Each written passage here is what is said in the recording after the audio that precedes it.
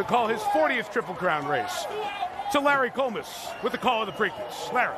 Mystic Dan has moved into line. Here's Imagination and Frankie Dettori for Bob Baffert. They're in. They're all in line.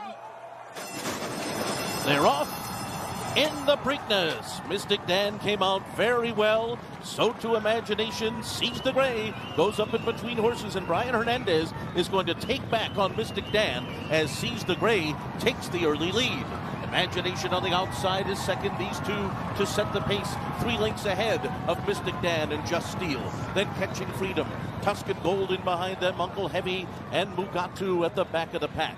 The opening quarter mile was 24.04 seconds for front-running Sees the Gray, who has seized the lead. And Frankie Dettori is keeping Imagination well off the rail in second, a length behind. And then comes Mystic Dan, who's on the rail just alongside of Just Steel. They've got 2.5 on Catching Freedom, who's fifth and 7 lengths off the lead.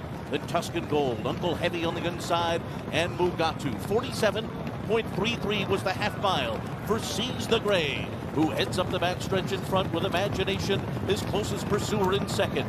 Just Steel and Mystic Dan are heads apart, third and fourth. Catching Freedom is well held, fifth in behind them with 5 lengths to make up at the half-mile pole. Tuscan Gold is next. Around the far turn they go, and it is still Sees the Gray who leads the way for D. Wayne Lucas, and has been there every step of the way so far. Mystic Dan has made a move, and now he's just to the outside. He's taken second. Then comes Imagination in third as they come to the top of the stretch. Sees the Gray turning for home in front. Mystic Dan confronts him. Catching Freedom now right behind and swinging to the outside. Sees the Gray is still there. Mystic Dan bearing down on the outside. Sees the Gray won't go away.